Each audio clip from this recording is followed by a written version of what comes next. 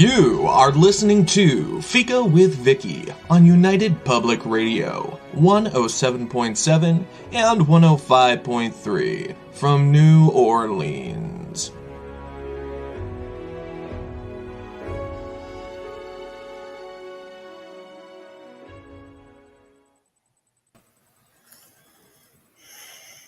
Hello, everyone, and welcome to Fika. Our returning guests today are Michelle, Dorey, and Jim Moriarty. You may remember that they were here in October. Jim is not frozen. He is just acting that way. To try to throw me off, but I'm right on there, Jim. You are going to remember Jim and the lovely Michelle from last October when they were here to discuss The Hauntings of Kingston series. And we had so much fun that they're back again to talk about their Which Way series. You got it, which as in WITCH, which I'm calling fun, funny, and fantastical. Just the thing for these January dark skies, dreary to the bone, and gloomy days. I know not everyone's having the same weather I am, but even so, we all need a pick-me-up from time to time. And Which Ways is, I guarantee, is going to do just that. You don't have to go... You don't even have to go through the bother of deciding whether you want to read a vampire, an alien, and insert the mysterious character of your choice.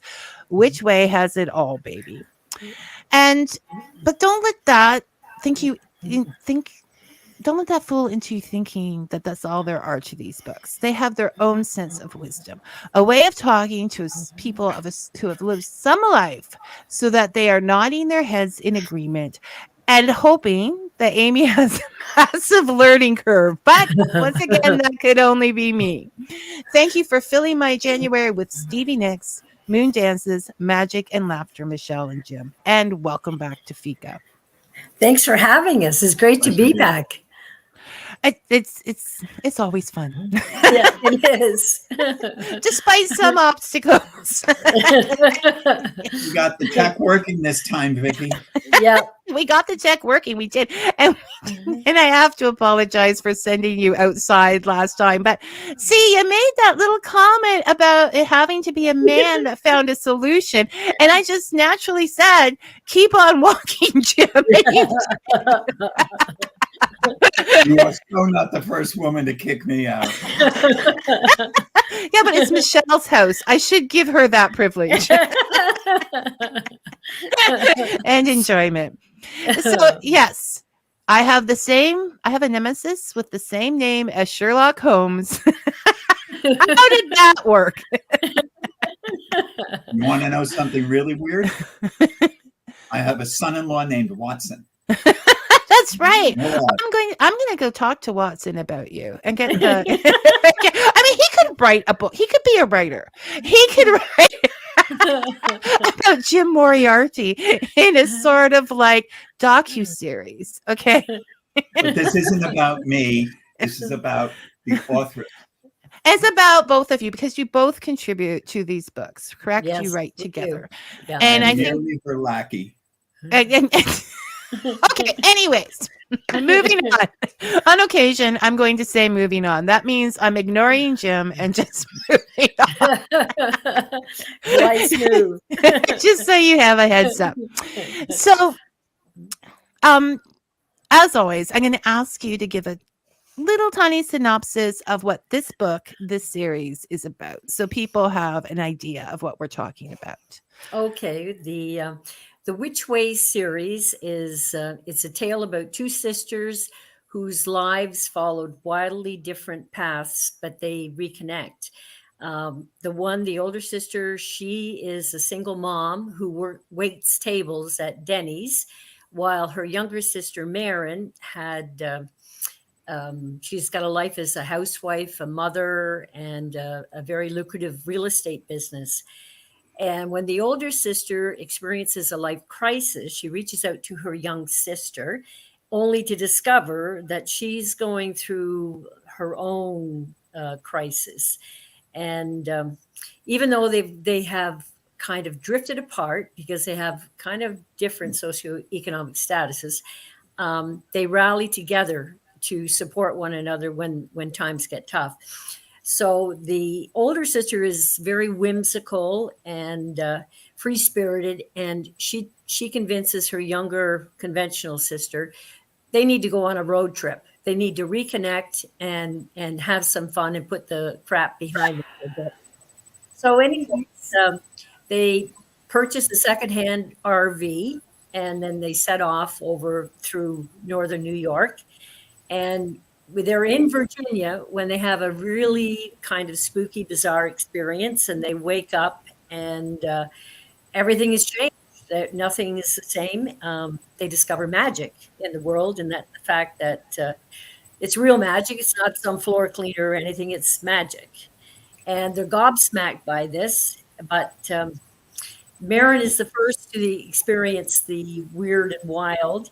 She sees fairies, she can talk to them, and she's just gobsmacked. And there's werewolves and a vampire who has a drinking problem.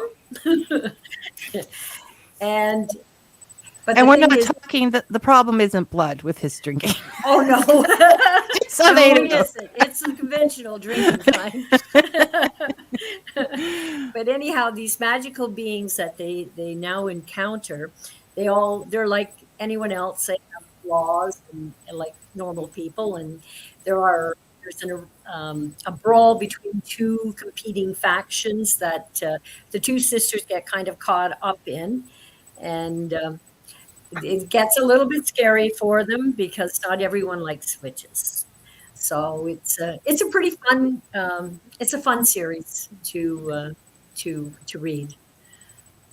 It is definitely, like I said, you want a little lift, you want to laugh, you want to remember things, you just want to, and a road trip is always the best. I mean, we all, not all of us, but Michelle and I love road trips. Right. It's just making the playlist for a road trip. Yeah. It's fun in itself, right? Yeah, You're just all of the prep and all of the getting it together and the thinking, and things happen if you allow yourself to go off the beaten track. Their life happens in those moments. So I find it very believable that they would I mean, not to the extent perhaps that they do, but that they found some growth, some interesting growth and patterns. Can I interject something? Yes. Later on in the series, Marin and Kara end up in Salem. And for researching that book, Michelle and I had a road trip, and we spent a few days in Salem, Massachusetts. And it was just going to Salem and then returning home from Salem was just so incredibly enjoyable. Yeah. And did you go in the autumn? Yes. Yeah, we went. It was before Halloween, but like Salem was all decked out, just totally Halloween. The road trips rock. And the leaves had changed. Oh yeah. It was in October. Yeah. So, well, sometimes, you go further. I mean, but mass isn't. So it depends on the year and stuff, Jim. I mean, you can't be sure. Absolutely sure. So I ask. Excuse me. So I ask. It's okay. Moving along. I will not be throwing off my path. No, because this is my 52nd episode. So pretty close to we have survived a year despite some of the guests. And we have survived the year. And at the beginning on my first show, I said that I wanted to have real witches on the show and then also fictional books about witches. And I haven't really done a lot of fictional witches. So this is perfect. Yeah. So it would be, because so when we talk about Salem, we are talking about the fictional witches experience of Salem and where you still run into, I'm sure, did they run into a little negativity, or were they from the past, or were they embraced in the by the group today? I mean, because that's the place for witches to go. Oh yeah. Oh yeah. In North America, it is. I hear a party, so it's. Oh, it's fun. Oh yeah, it's it's a parade every night. Yeah. Everybody dressed up and it's one of our best road trips. Yeah, it was. I mean, it was so much fun. The shops in that must have been incredible. Oh yeah. Oh yeah. Forget about it. Did you drop a lot? I've come to the point in my life where it's like, do I have room for that? So it sort of drops the spontaneous. Do my kids want to deal with that after I? No, I think the biggest thing we came back with, sweetheart, and correct me if I'm wrong, was your hat, your witch's hat. Oh, a few souvenirs for my daughter, but the witch's hat was just, it was like, it's like authentic Salem. You couldn't pass that up. Now I want to go get one. So I mean, that's a big part of your writing experience, though. You guys love to go on road trips, and that sort of always feeds back into your writing. Like I've spent, like I said, a lot of time going down the eastern coast, and I could just check off the towns and stuff that you talk about in the trip. Okay, now we're going through there and recognizing some things and stuff. So it is a part. We call that research. You call that research. It's fun out there research. It's not sitting in front of the computer library research. And I think that the real experience does make a lot of difference in writing, possibly, because you know what it's like to pull onto that beach and smell that fry truck and after driving, what it's like to be tired after driving for a long time, or looking for a campsite or whatever. So do you guys have a camper, or do you just go to motels? No, we just do the motel route. Yeah. No. My idea of roughing it is a hotel with no room service. Well, you do come from the city, okay? That big old city of New York down in the Bronx. So there's not a lot of camping opportunities right within that. Thank God. I did it twice. And that was never twice. Was fine. Okay. Now, I was going to say, okay. So when it comes to writing, if people can't remember last time or whatever, you were saying that Jim writes the more emotional parts. Yes. And you write more the story, moving it along, the plot and things like that. And was that the same with this book? Yeah, it's pretty well. It's just the way we are. Like I'm kind of a staid Canadian, whereas he's a New Yorker, and much more emotional, and a lot of scenes that I write, then he will go into it and he'll just add this, that, or the other thing, because as he's always reminding me, we sell feelings, Michelle. That's why readers want to pick up their book. They want to feel for a character. So he adds that little extra oomph.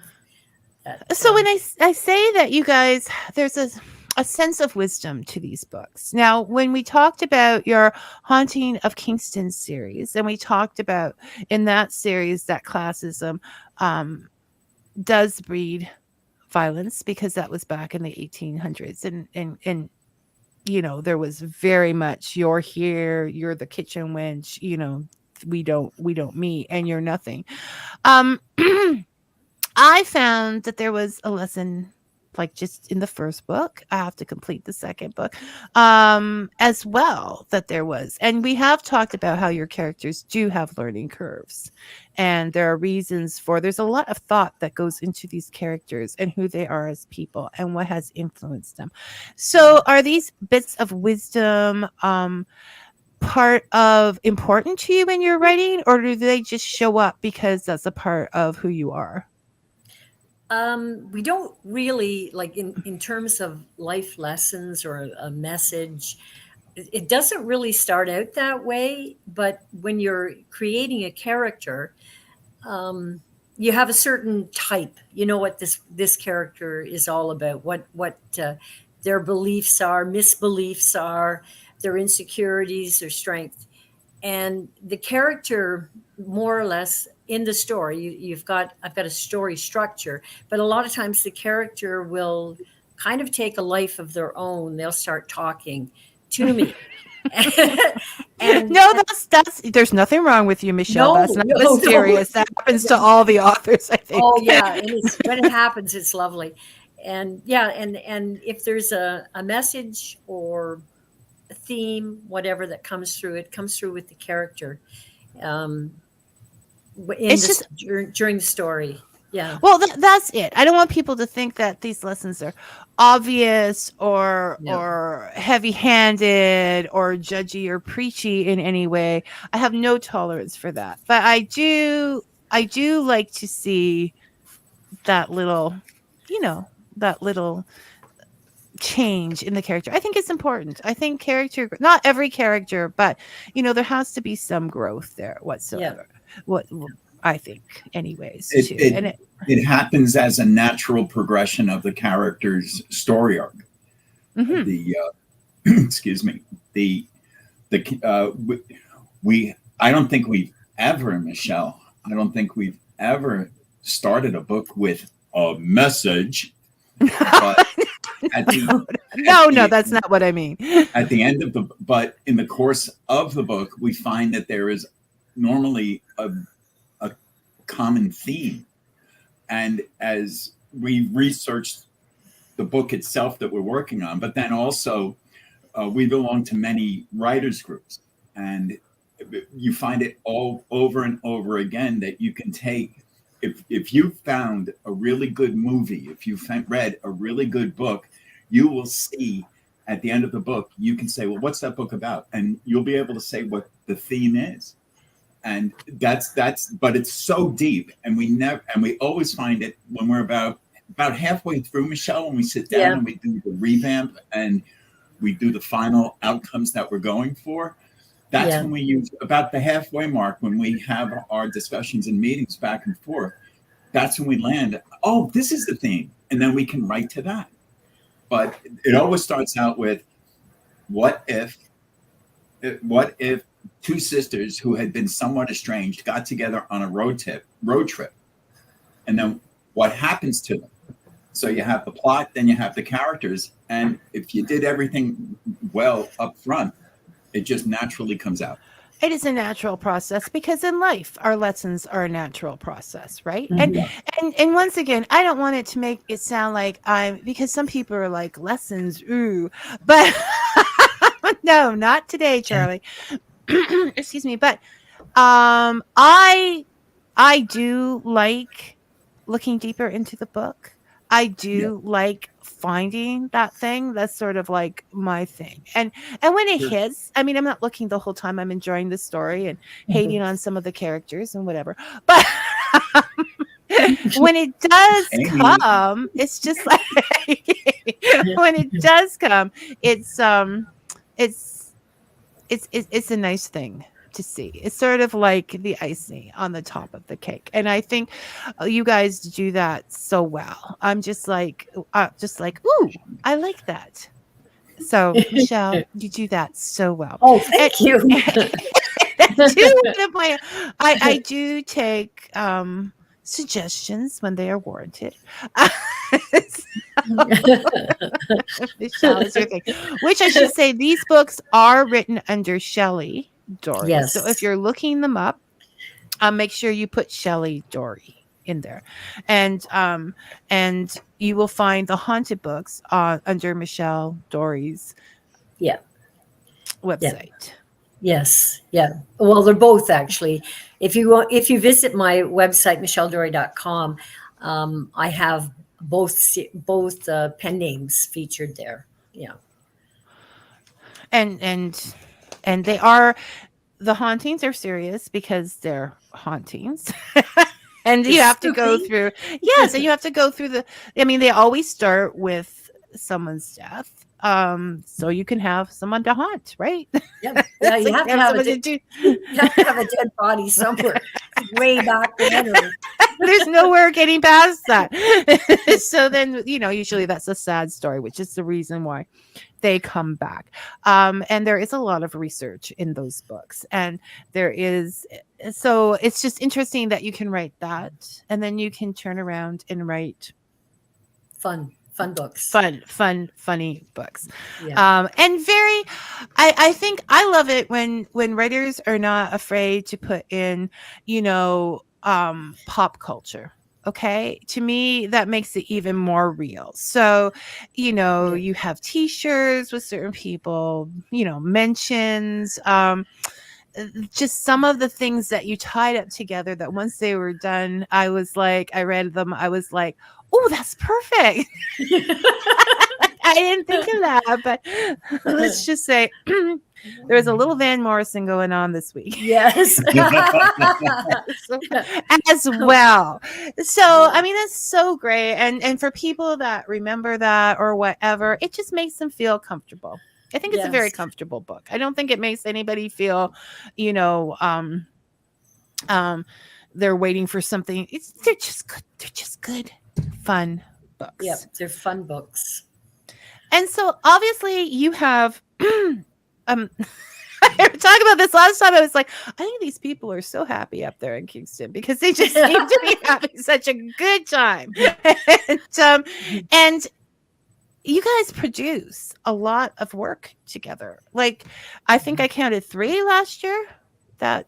Yeah, there were 3 books last year. Yes. And so there's 6 series that you've done, and plus some like individuals, or there's not very many standalones. They're mostly books in series. In this genre, which is the paranormal women's fantasy genre, we have Mystical Veil, the Which Way series, the Hex After 40, the Celtic Knot series, and also the one Harmony Grove. The Harmony Grove, which I'm about a third of the way through my 3rd book in that series. Yeah. And the Legacy. The Legacy, yes. The Legacy is actually the Mystical Veil series. That one was, that was written before I got into paranormal women's fiction. And it features a younger protagonist, a heroine, and she has paranormal ability. She's actually like a ghost whisperer.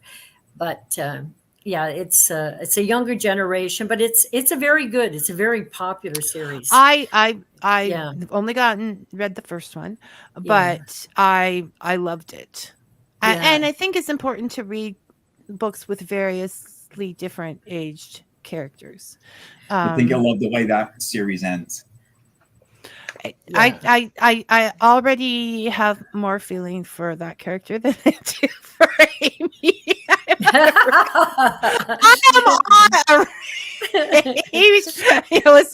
I was reading, trying to get in here and just to slide into the thing, and I was just like, oh, don't read about Amy right before you go on. Can I make a point here?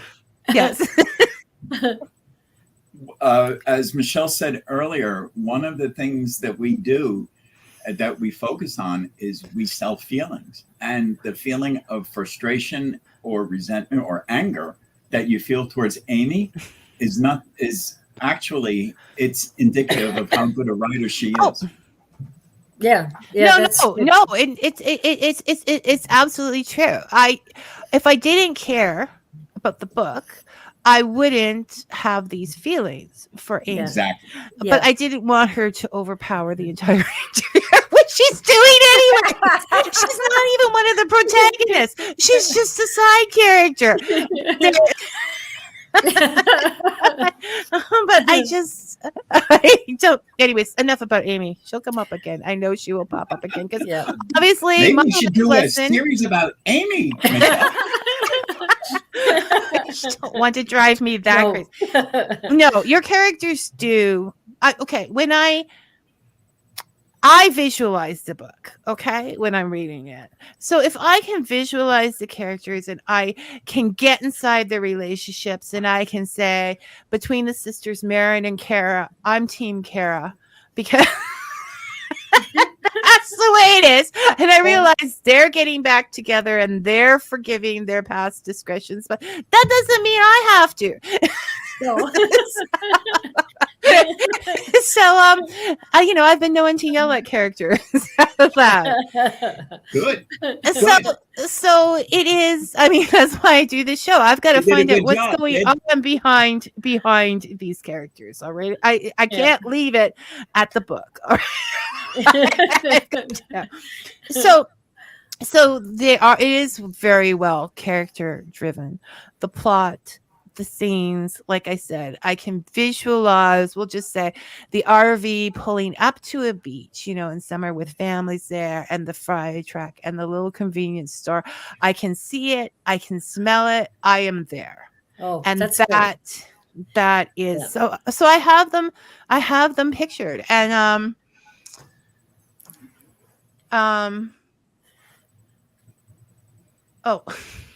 okay, there he is. I'm sorry. I was reading a note and I'm making it bigger because I have to get a new bifocal prescription. Okay. So the stereo husband who is always about history would like to know if has Kingston.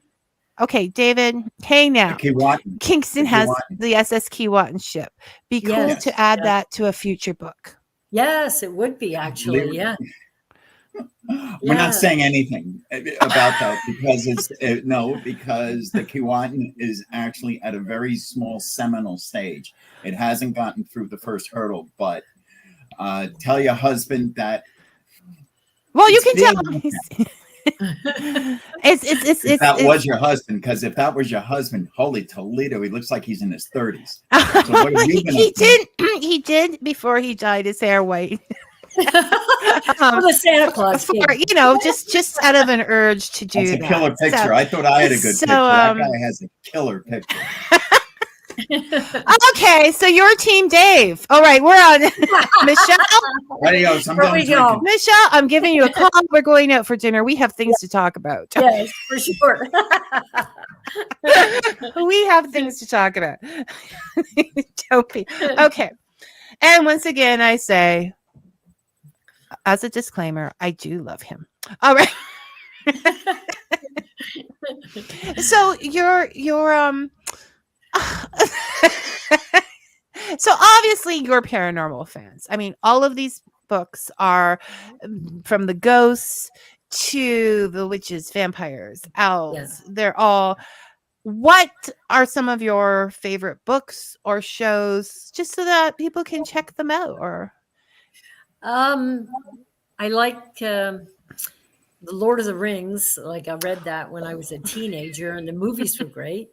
And Practical Magic was good. Witches of Eastwick, I like that as well. And of course, anything that comes on that has to do with haunted houses or whatever, I'm all over that, of course. But that's pretty well it. Game of Thrones, but that's not as much fantasy. But So I'm a huge Lord of the Rings fans. Yeah. As it just, I mean, I don't even care how they interpreted the books. Just being in a theater in the middle of that was like living there. So it wasn't. So does this mean that you have a crush on a certain or was that just a character in the book? No, it's just a character, I think.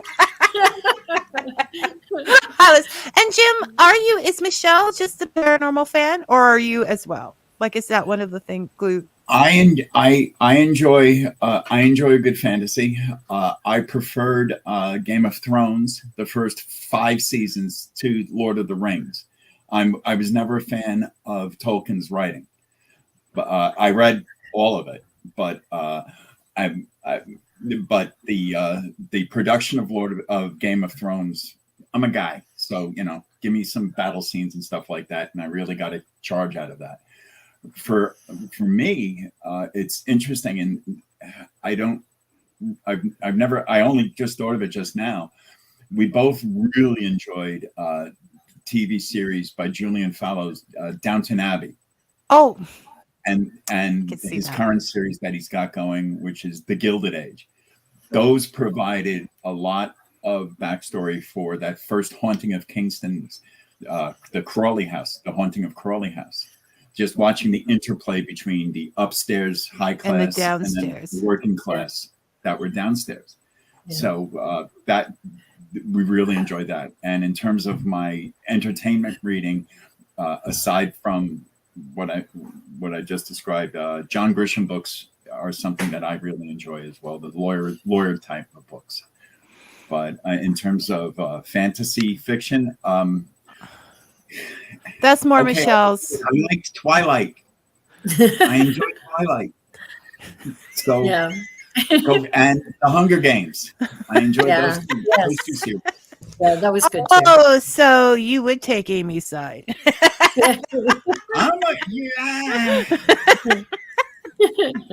So, Michelle, we could take a walk. Me and Amy could take a walk around the block.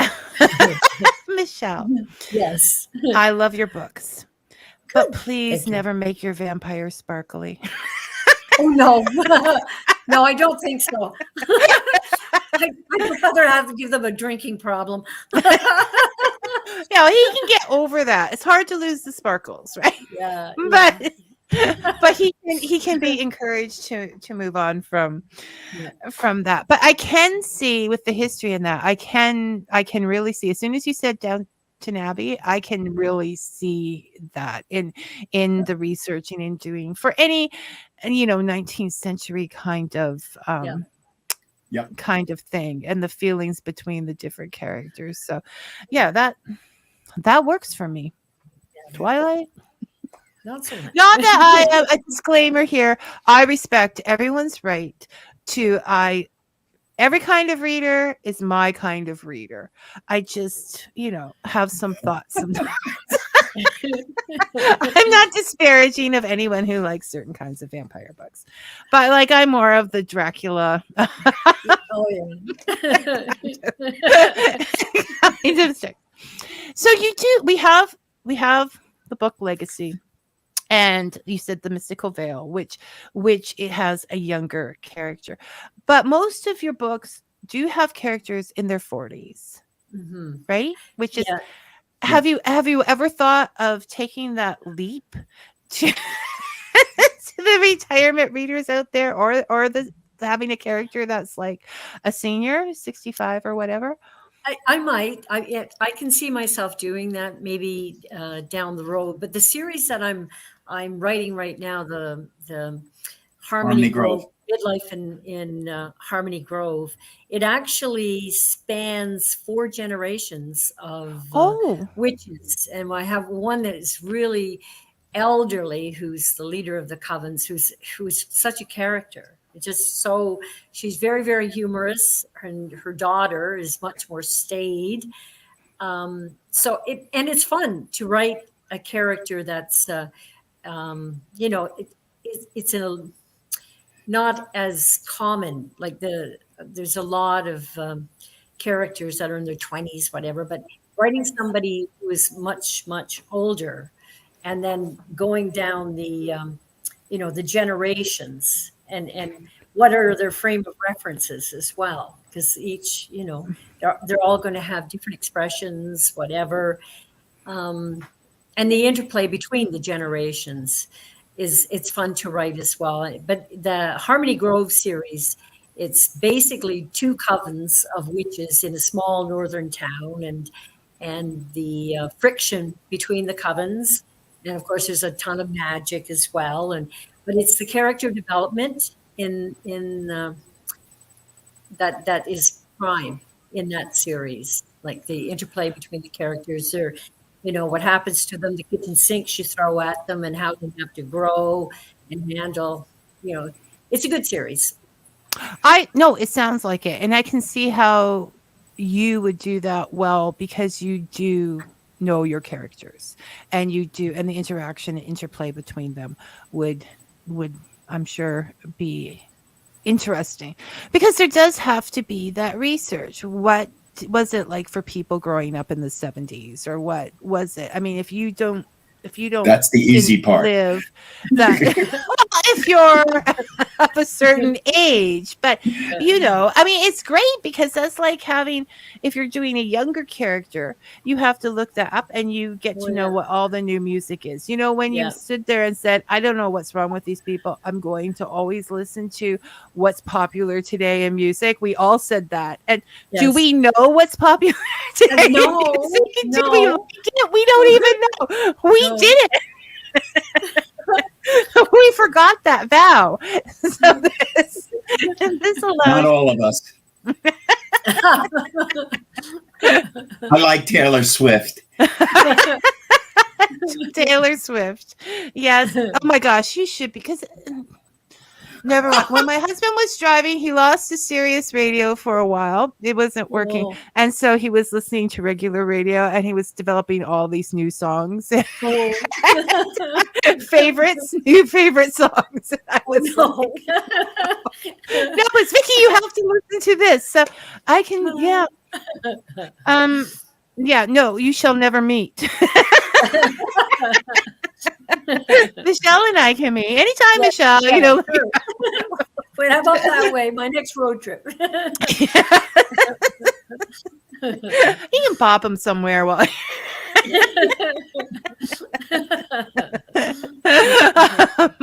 But I'm outnumbered. Oh, poor. So anyhow, moving on. Moving on. I think that's a very interesting premise for a series, and I need to definitely check that out. But I do think there's becoming more of a readership.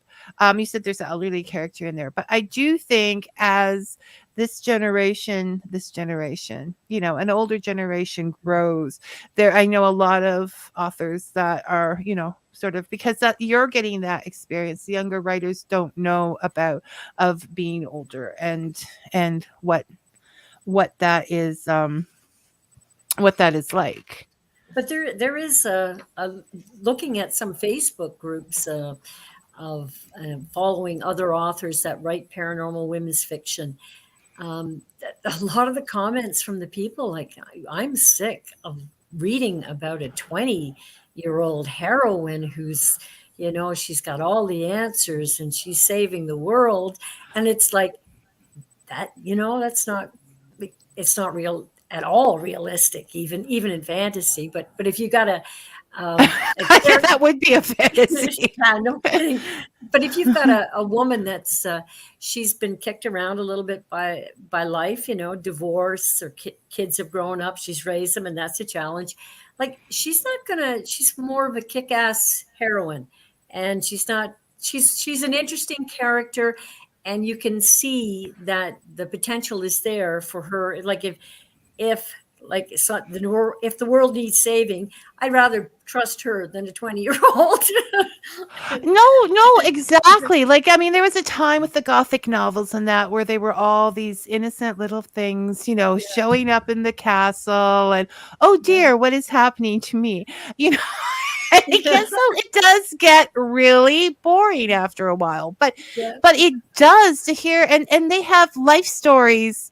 I mean, you say that your characters talk to you. I think any good author, whether it shows up in the book or whatever, knows exactly what happened to their characters in the past and why they are the way that they are in order to keep them on the trail. So they have all this past life experience and these things to fall on. So I am really enjoying watching some of these books, which you don't have 20-year-olds, you have 40-year-olds, and you have and I would like to point out that depending on when you did certain things in your life, like Marin and Kara were obviously very young when they got married and had children. Like right, because early 20s. Because in the 40s. But if you were like 30 when you did that, you could change that whole thing to the 50s. right? Oh, To being yeah, in your easily, 50s, because easily. yeah, no. So a lot of things aren't just chronological age, but the age at which you have experienced different things Yeah. in your life. So you yeah, definitely. And also, you know, when if there are children involved, when they decide to leave the nest, and empty nest comes in, or when you decide to retire, whether it's early or older, you know, those ages get to merge because it's the experiences Yeah. that Yes. they work with. So I found I found the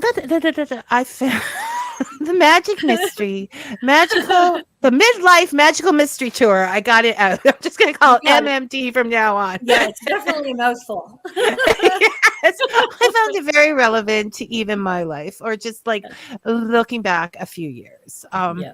And to do and that. So it is, but it is good to have these kick-ass older women who have lived life. And I think it shouldn't be women's fiction. I think it should be everybody's fiction, because I think it would do some people good to read this, to see what it's actually like to be an older woman. Yeah. And obviously there's male writing involved in here. So I say, guys, give this a chance. Yes. Oh, yeah. Hey, I read Twilight.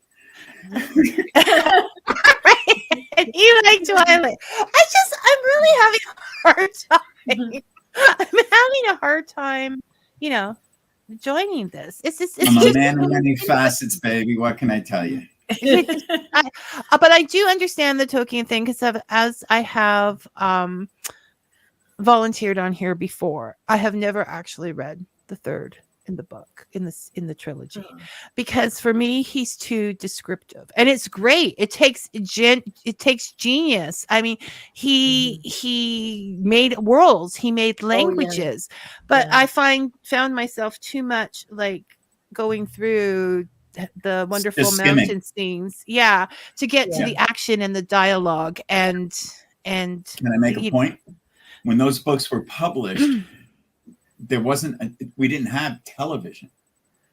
You had a movie, and special effects were virtually non-existent. And so the only way that you could, like, they had to overdose us with the flowery prose, for whatever you wanted to call it, because that's all that they had available to them, which actually made it quite easy for the guy making the movies, because he had it all laid out for him. But it is definitely a lot of material. And like I said, he is a genius.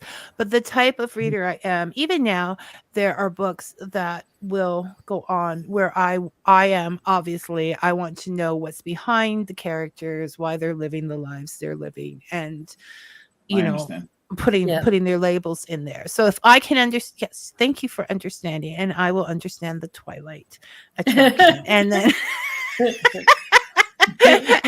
can get along admirably. Okay, so because I think you guys are going to write no matter what, and there's not going to be any there's just an interesting thing now. As writers, people sometimes come up with an idea and they say, oh, that idea has been done 1,000 times. Well, there isn't an idea out there that hasn't been done 1,000 times, because there are only so many basic locations and tropes and things that you can do. So a road trip book has been done like many times, but it's not out of Michelle's voice and planning and Jim's emotions. Still having trouble because so this is how, when you come across something like this, does it deter you at all? Is there anything that deters you guys from writing? Because 3 books a year, that's 5 sometimes. Sometimes 6. When we were really turning and burning, we would write 6 books a year. Yeah. I don't know. There sometimes, like, we'll kick around an idea, a premise for a story, and like Shelley? as Shelley? The Tremblant book. The Tremblant haunting book. Oh, yes, Perfect example. That's true. That one never got written rather. Yeah, because we ski at Tremblant, and it's an amazing place, and there's an amazing For listeners, story. Mont Tremblant is the biggest ski hill in the East Coast. They have World Cup races there. It's in Quebec, and it's the highest peak on the East Coast. It's a bigger hill than anything you'll find in Vermont or New Hampshire. And it's Michelle and I, we try to get up there every ski season, at least 2, if not 3 times. So you usually go in February, right? You mentioned, yeah. Yes, but that, I think, Shelley, I think that's a perfect example of a book idea that we just could not get off the ground. No, and yet the story behind it, the person who built the Mont Tremblant and his tragic death, which is a little bit of a mystery, and his everything's story right there. There was so much there, and we kicked that idea around for years. For years. How do we pull it all together? And it never materialized. We've haven't sat down. No, and yet it has the potential of being a great story. But there's just a few pieces that are missing that we can't just elude us, that to wind it all together, into a novel. But so that's one thing. It's just sometimes you can't get a story together. So have you totally given up on it? Is it something? Oh no, I have a file here that's an inch thick. So it may be revisited at a later time. Oh yeah. So we never throw an idea away. No. So bringing that up, do you think that sometimes there is the right time to write a novel? I think so. Yes, absolutely. For the author, you're in the right mood. Just like there's the book to be read at that time, right? Like this book is October is perfect for the ghostly kind of things. Right now you're looking for something a little sunnier and more upbeat. So the same goes for writing. Yeah. Exactly. Yeah. When it's ready, the book. Okay. There's something. Stephen King. A few people have heard of him. I think. A few. He wrote a book. He has a book that is. Here it is. It's called On Writing. Oh, that's a fantastic book. Okay. Yeah, it's the Bible, right? Yeah. Yeah. Stephen King, On Writing, and it's a memoir of the craft. One of the things that he really pushed in that book was the concept, and how many times have we said this, Shelley? The book is boss. Mm-hmm. And Yeah. if the book is ready to be written, we're going to know. It's going to tell us, and it's more a case of not as much of us creating something. It's more a case of us extracting the story, and that's right. And it's respect for that story. You don't want to ruin it by not writing it. I mean, obviously, you guys think this is a great story, so you're wanting to be in the perfect frame of mind to write it. Yeah, I think so. Yeah, I think so. Okay. Yeah, it's on the back burner. We have a question. Okay. Author Brian Grainer would like to know, do you ever feel the urge to dabble in shorter forms of fiction, example, novelettes and short stories? Some authors do that to explore side stories in the universe of their series. So in the Amy case, you could do a shorter little book just explaining Amy. Yeah. We haven't written short form fiction. I've thought about it, but it's I don't think it's that easy to write a short story, and people who do it and do it well, like I admire them, but no, we haven't done that, but it might be something that we will do, just spin off characters, their backstory, whatever, it might happen. Yep. It is. People don't understand that about short stories, that you're taking all of these ideas about beginning, ending, middle, plot, and squishing them to the most barest things. So, so in a lot of ways, you're still writing a big book because you need all that information. Yeah, you still have the story arc. Yeah. That's very insightful on your part, Vicky. The crafting of a short story, and short story is roughly 10,000 to 20,000 words on the outside, 15 to 25. Anyway, call it 15,000 words. You still have to be the amount of craftsmanship to get that in and to have it resonate with a reader in such a small space. That's a talent that, frankly, would take us a long time to develop. We spent 5 years paying our dues writing novels. We would have to spend another 2 to 3 years to be able to craft a short story, as well as some of the authors out there. Chris Rush, she is a genius with short stories, or Stephen King for that matter. That's how he made his bones in the craft when he started out, was writing short stories.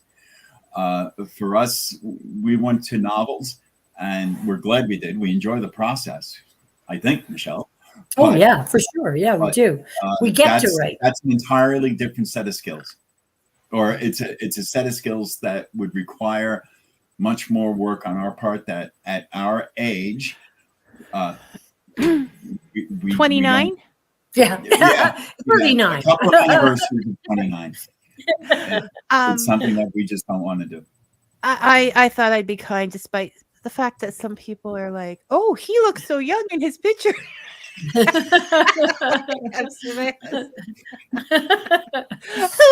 a whole novel for you in the comments section here? Okay, so I'll get to that, dearie. So that is important, because a lot of people look at short story writers and say, oh, they're just writing short stories, and it's not that way at all.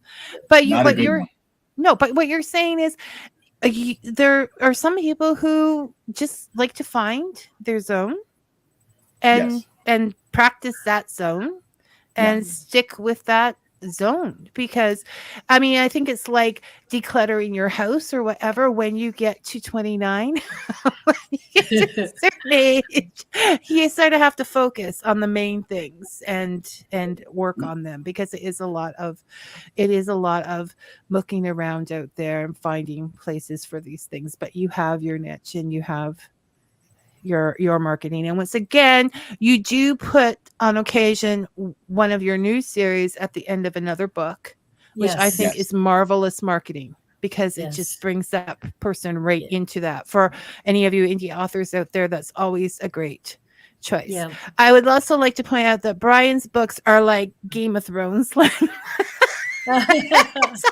he did write a haiku book. Haiku? Really? Haiku, yes. Brian has a haiku cat book out there. Which, that's funny, because I was going to say, when we were on the topic of short stories, that if you really want to make your life hell, write poetry. Oh my God.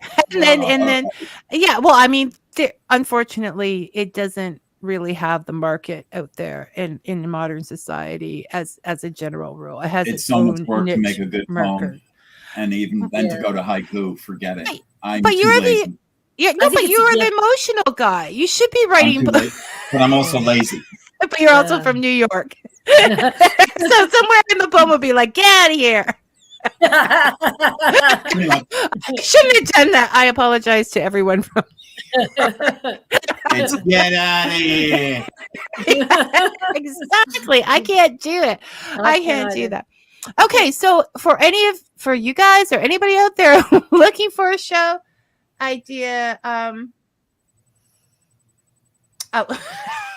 Brian says, I have to that writing poetry is a great diversion and works well for personalized greeting cards. Which he makes. Yeah.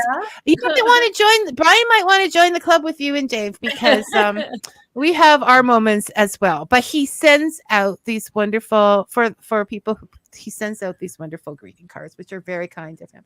Okay, so Dave is on this thing about writing a whole series about a whole book about this vortex that is not far from Kingston, the Marysville Vortex, the Bermuda Triangle of Lake Ontario, and has swallowed over 100 ships. Okay, and they they add this to the book or looked into it for the future, which he is then followed by. Go ahead. Because he's obviously not listening to what I'm saying on here. That's surprising. Wow. Okay, so it's the same thing. Yeah, I just had an answer. And I just answered it. So, so now they're off. Yes. He quite often does that when people are writing about certain areas because but that would go with the hauntings of Kingston. If you got some, I mean, ship hauntings are the best. I would so atmospheric and so yeah, and so yeah. They're It's the Marysville Vortex. Booze, Boats, and Billions. It's out of print now. Now, who is that by? I'm reading that one. This book. That's why I'm familiar with it. Oh, Smuggling Across Lake Ontario. Wow. I've read that and I didn't pick that up. Yeah. Wow. Okay. All right. You know what? Michelle, I'm not as smart as you. There's more room in my brain. Oh, there's something sort of romantic about that. Even though it doesn't quite have that, that thing. So I think the bottom line of this whole interview and the summary of it is that we all need to get together somewhere in Ontario and start fleshing this out. I mean, Brian's here. They can just go their way and we can go our way and read our female fiction. But no, I don't think it is. Twilight? I've been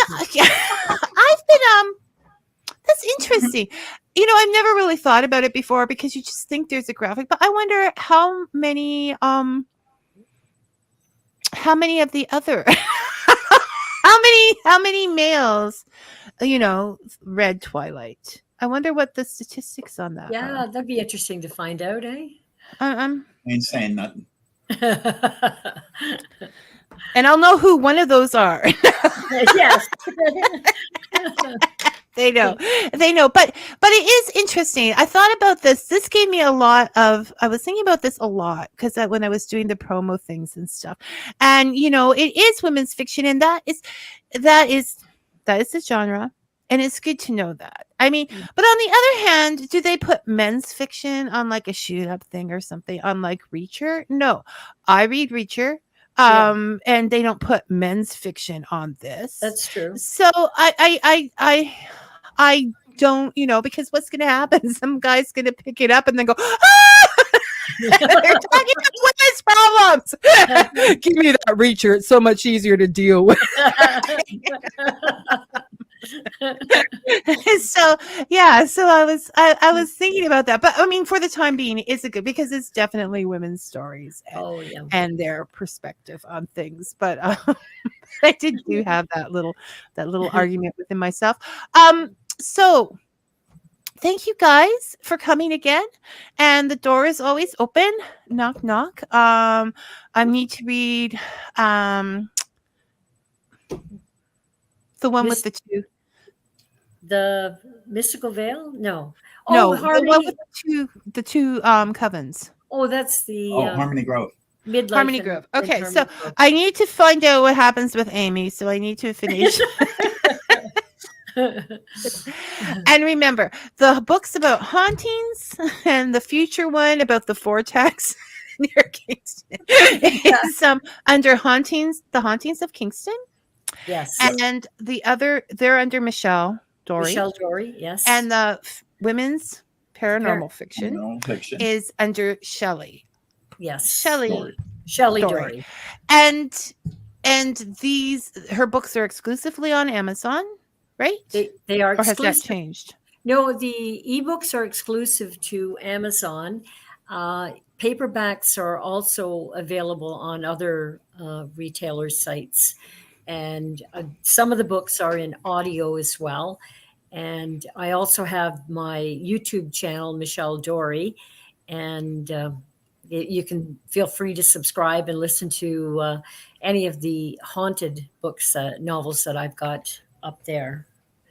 And they are well narrated. I've listened to those while I'm doing dishes or whatever, because like I said, there's a lot of reading I want to do, and I can't always, just stop to do that. Yep. So I put them on when I'm doing other chores about the house. And sometimes the narrators are like, ooh, I don't want to do this anymore. But you can have good people doing the books. Yeah. So they're good narrators. Yeah. And some of them are AI as well.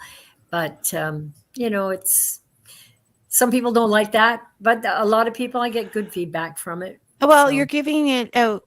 You're giving people those books for free. Yes. You know, and narrators cost. Yeah. Yeah. Right? Good narrators could cost you, up to $2,500 or more. Yeah. So I think circumstances make those difference. Janice Richardson, who is also an author from Ontario, said it was a delightful show. Lots of merriment. Michelle and Jim are a good team. Thanks for the compliment. Yes, I think you. Michelle is a wonderful person.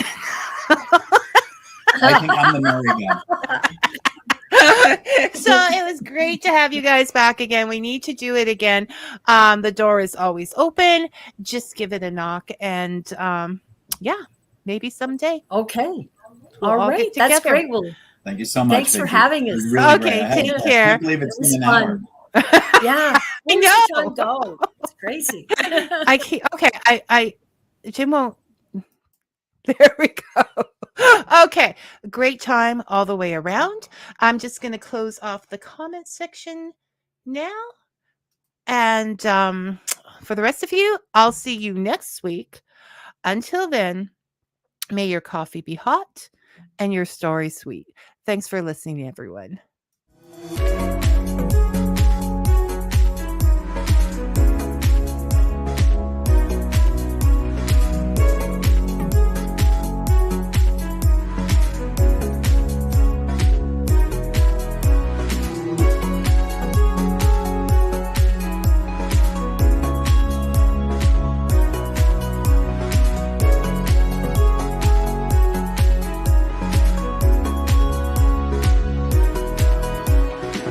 You are listening to